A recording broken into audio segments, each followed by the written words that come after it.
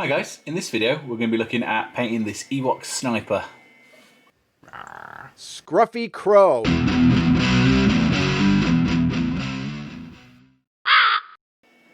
So as with a few things I've been painting recently, this guy is fresh off the 3D printer. He is printed at 0.02 milliliters, so the detail is very fine. And there's no discernible mould lines on this guy. So I got this file free from Thingiverse. It is a Ewok Bounty Hunter 1-2 from Dutch Mogul, so shout out to him. Shout out there, and the link will be in the description. And I printed him straight up with plenty of supports up this gun. And he came out nice and cleanly. I've already snipped the supports off, cleaned him up a little bit. Because he's going to be a member of my Stargrave crew, I'm going to put him on a... Because he's going to be a member of my Stargrave crew, I'm going to put him on a clear acrylic base. So he's going to need a little... And a spot of wire up there. And he can go on this old cork for the time being. First thing, he's going to need an undercoat, so I'm going to use some Halford's Grey Primer. Okay, here he is, all undercoated. We're going to have some pretty traditional Ewok colours, so I'm going to start with some Rhinox hide, pretty much all over. Let's get this out of the way. I'm then going to use some Bugman's Glow to highlight up most of his fur. And then we're going to do his chin and belly in just this, my normal combination I use for bone. I'm going to sort of do this all at once. I'm not going to let anything particularly dry. I want this all to kind of a little bit blend together. So that's the basic sort of patterning this guy's going to get. For the rest of his outfit, I think I am actually going to paint in this thing here as white.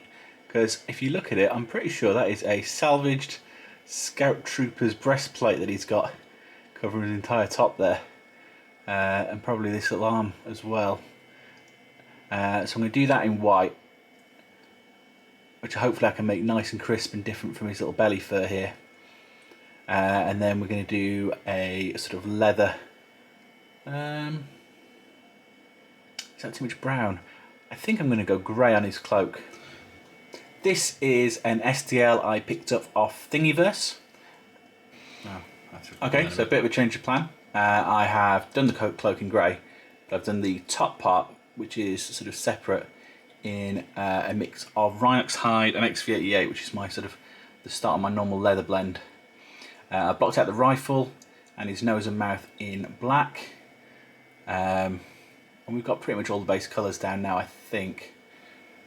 That's the second coat of the grey on the chest plate and shoulder, just to sort of smooth that out a little bit.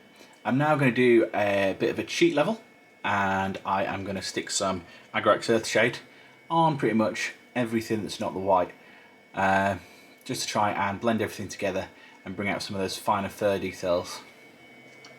Something a bit like that, and then we're going to go and do a much lighter wash of the Nuln Oil. I'm going to cover the white parts, but very, very thinly.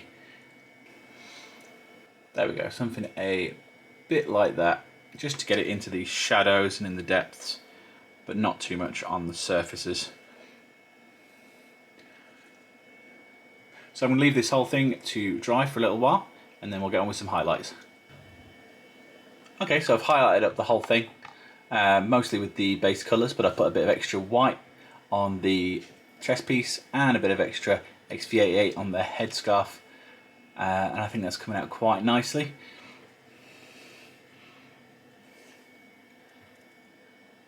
Just a general highlighting all over.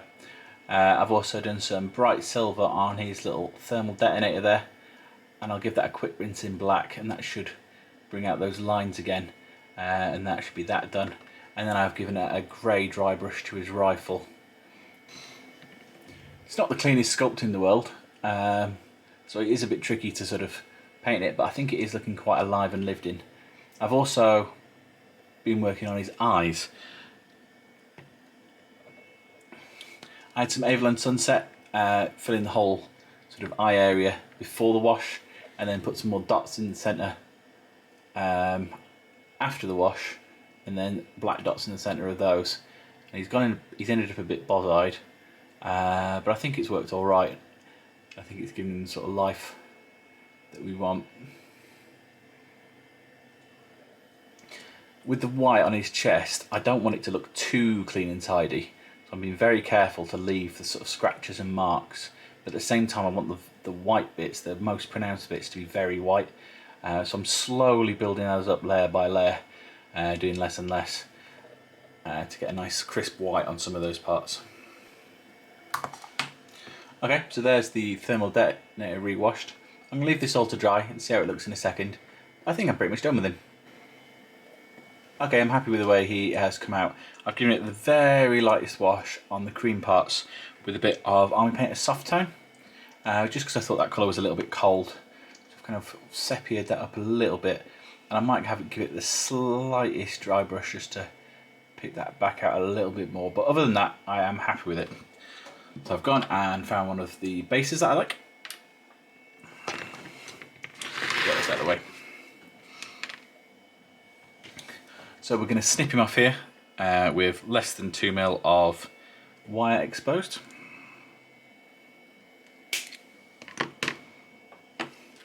And we'll arrange him on the base where we want him.